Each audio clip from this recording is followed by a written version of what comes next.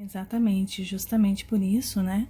A gente teve esse eixo, Aquário e Leão, muito ativado, muito ativo esses últimos 18 meses, né? Que é o tempo que o eixo nodal ele transita, né? Pelo signo. E sim, a gente acabou tendo um eixo nodal sul em Aquário, que traz um certo elemento kármico para as questões sociais, para as questões do coletivo, e acionou com o eixo nodal norte em Leão o nosso ego, né?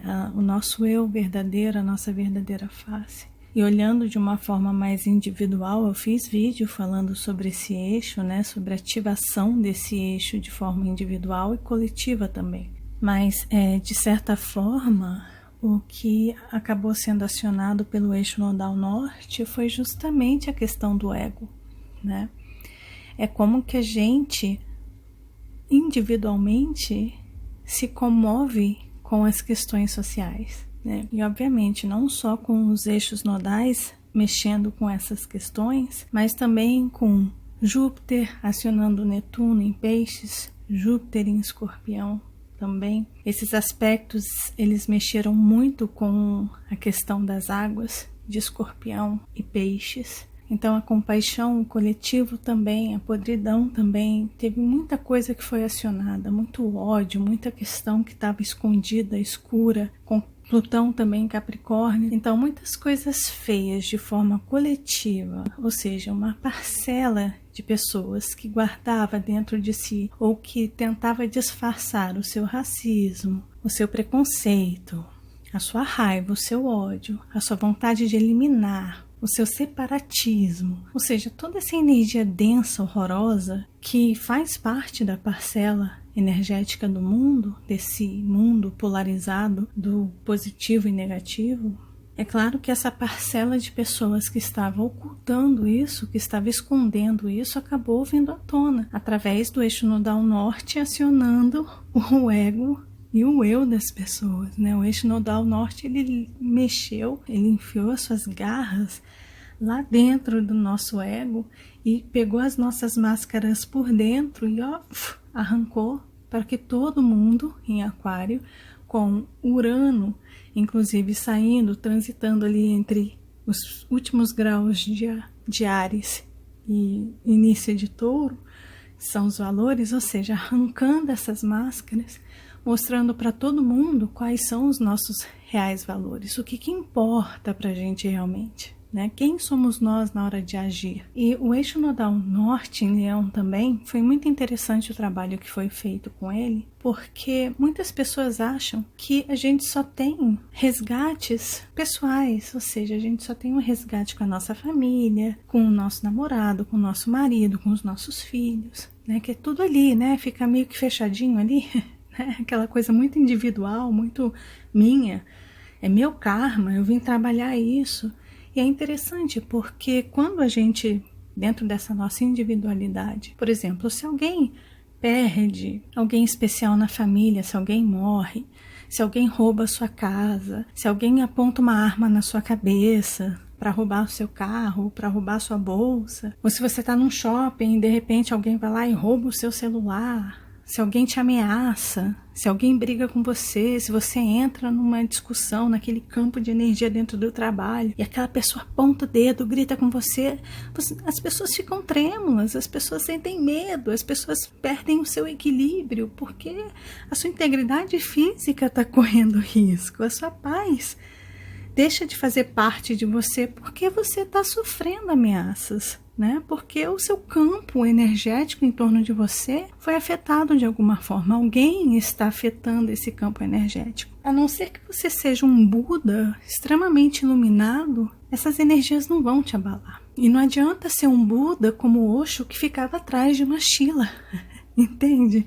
A Shila lá na frente lutando, colocando a comunidade inteira armada até os dentes para defender o guru, né, que estava ali meditativo, calado, e ela recebendo todas as pancadas. A não ser que você seja um guru desse, vai ficar ali zen, tranquilo. Agora, se você vai para frente, se você está ativista, como Gandhi foi, como Jesus Cristo foi, como Martin Luther King foi, como Mandela foi, ou seja, todas as pessoas que tiveram um senso de comunidade muito forte, né, um senso de coletivo, da importância que se tem de fazer alguma coisa, de se preocupar não só consigo mesmo, mas se preocupar com o coletivo, essas pessoas sentiram o seu campo energético sendo afetado de alguma forma.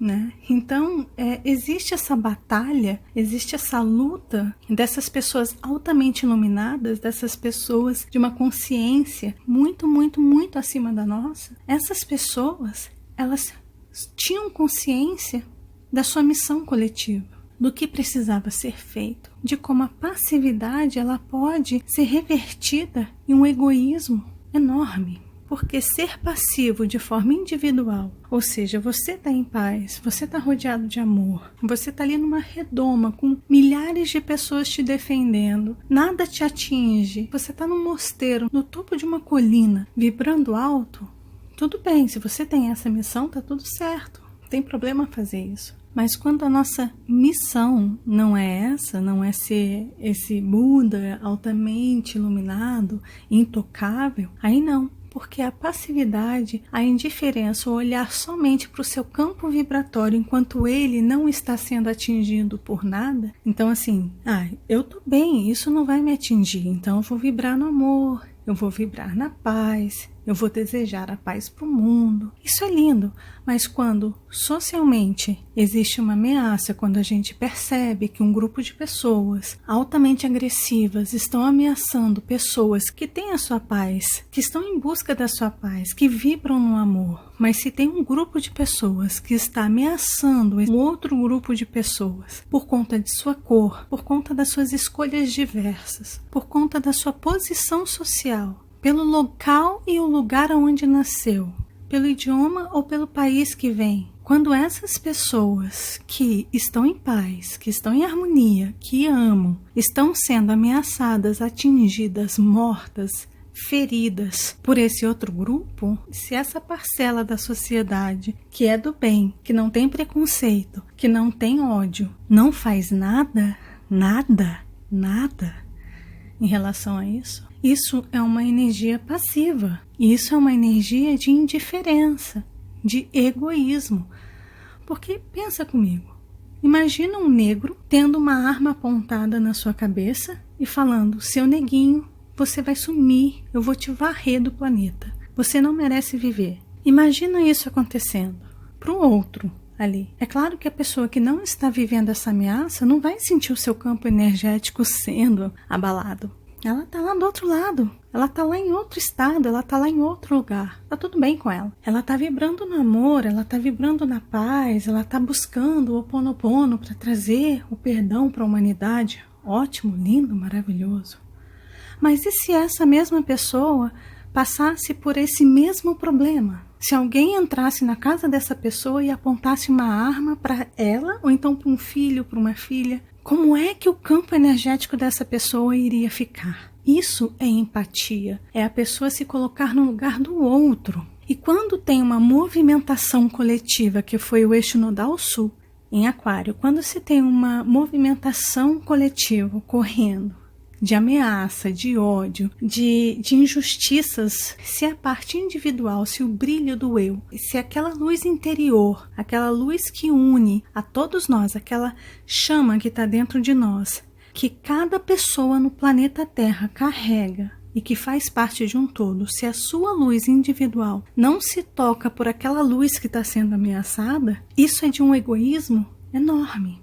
Então, se um problema social coletivo está acontecendo, essa parcela de pessoas que tem consciência da sua luz espiritual, dessa sua luz individual que se conecta à luz coletiva, essa pessoa precisa ser ativada, precisa sentir, precisa ter empatia, se colocar no lugar das outras pessoas. E aí existe uma força resistente a essa força do ódio, da vingança, do extermínio. E é assim que o mundo se movimenta, através do polo negativo e do polo positivo. Mas quando o polo negativo ganha força, o polo positivo também precisa ganhar força. não para atacar, mas para defender.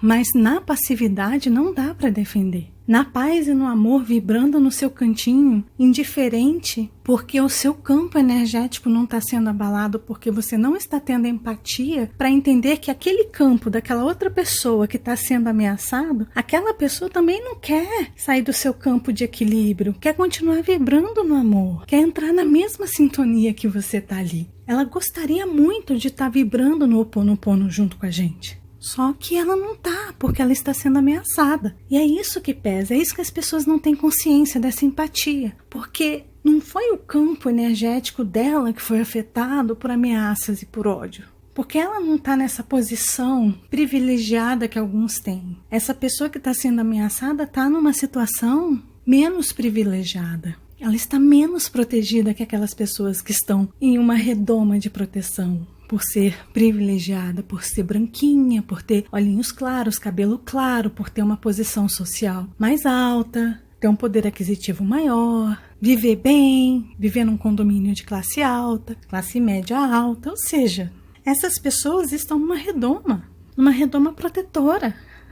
Enquanto aquela pessoa que está ali na periferia, enquanto aquela outra pessoa tem uma relação com uma pessoa do mesmo gênero, ela está sendo apontada, ela está sendo discriminada, a gente não pode ser indiferente. Essa nossa chama pessoal, esse nosso fogo individual, essa chama, ela não pode ser indiferente. Ela não pode não vibrar junto com aquela sensação de impotência que o outro está tendo, porque é como a chama do outro, a chama daquela outra pessoa, dos nossos irmãos, em termos coletivos, está vibrando e pedindo socorro. Está falando, me ajudem, eu não posso fazer nada, eu estou impotente, quem que vai fazer por mim? Quem que vai me ajudar? Qual é o irmão que vai me ajudar? Então a chama dela vibra, né? Começa a vibrar, vibrar, vibrar. E essa chama começa a chamar outras pessoas, a acender, a vibrar numa mesma sintonia de outras pessoas, no sentido de me ajudem. E assim acontece com os animais. Os animais, o cachorro, ele uiva para avisar a outros cachorros de uma situação que está ocorrendo. Então eles se comunicam dessa forma, pelo uivo. Os lobos também. E isso acontece com a gente. Só que é uma vibração.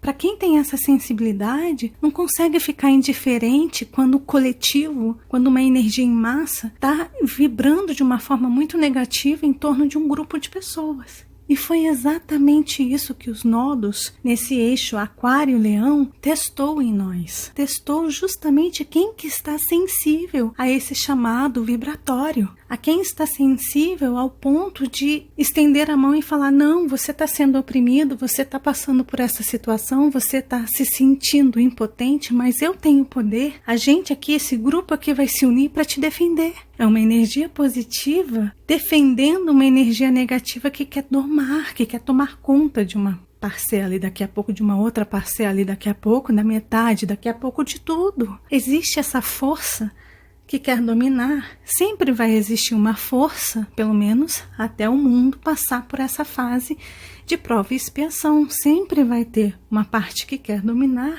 e uma parte que defende, de defesa. É a parte negativa com a parte positiva.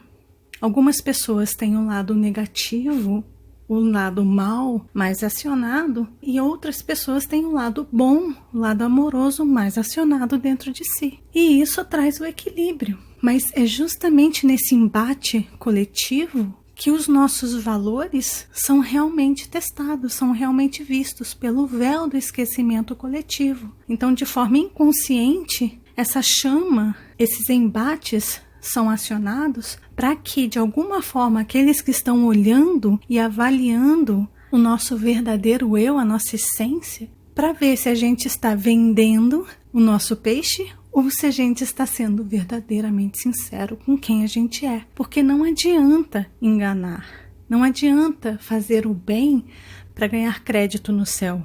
Por exemplo, eu vou ajudar as pessoas porque eu sei que eu fazendo bem, eu vou queimar meus karmas e vou ser bem avaliado lá em cima. Mas se a nossa intenção, lá no fundo do nosso eu, não for essa, isso vai ser mostrado de alguma forma. E é justamente por esse véu do esquecimento que isso acontece. Entende? E isso é acionado de forma individual e também é acionado de forma coletiva. Quando alguma coisa, principalmente no âmbito coletivo, Quando isso é acionado, é quando se percebe realmente a intenção. Qual é a verdadeira intenção das pessoas? O que elas desejam de fato? Como que elas reagem a uma situação? Quão indiferente elas são?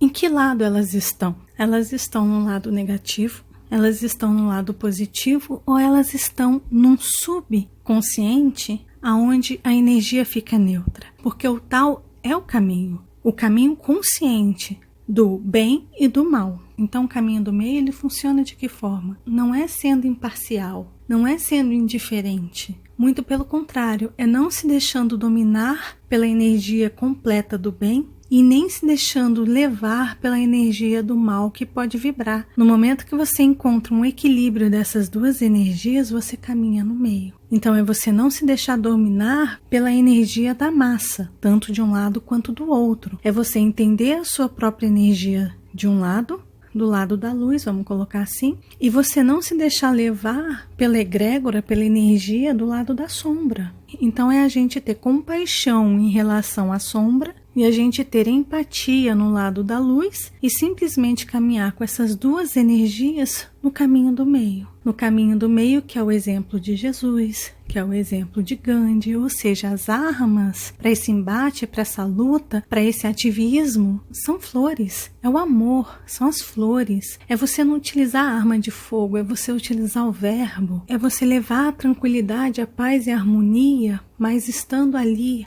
agindo, fazendo alguma coisa, mostrando o porquê que você está ali. Dizendo, olha, eu estou aqui por vocês, como Jesus fez. Eu estou aqui por vocês, como Gandhi fez. Eu estou aqui por vocês, como Martin Luther King fez. Eu estou aqui por vocês, como Mandela fez. Eu estou aqui representando vocês, mas eu estou trazendo amor. Eu estou trazendo o verbo, a sabedoria, a consciência, um planejamento, alguma coisa, um acordo, um tratado de paz, seja o que for, mas estamos fazendo alguma coisa, entende? E não simplesmente orando, vibrando, esperando que as forças maiores atuem por nós. Então esse eixo nodal sul em Aquário e o eixo nodal norte em Leão realmente mexeram com essa questão, principalmente aqui no Brasil, que é o seio da humanidade. Né? Por quê? Porque no mapa do Brasil a gente tem o nodo sul em Leão e o nodo norte em Aquário. E o nodo norte está na casa 12, na casa de Peixes, né? Que é a questão da compaixão, do perdão, da espiritualidade. E o nodo sul, que está ali em Leão, na casa 6, está junto com Vênus, que é o regente de Touro, onde está Urano nesse momento. Ou seja, imagina a importância desse eixo que foi acionado para o Brasil. Então foi uma mexida realmente para essa era de Aquário e para a futura regeneração do planeta Terra. A regeneração é quando o planeta deixa de ser prova e expiação, ou seja, não vai ter mais karmas aqui. As pessoas vão renascer aqui para se regenerar, para regenerar não só o planeta Terra, como regenerar a própria egrégora coletiva do planeta.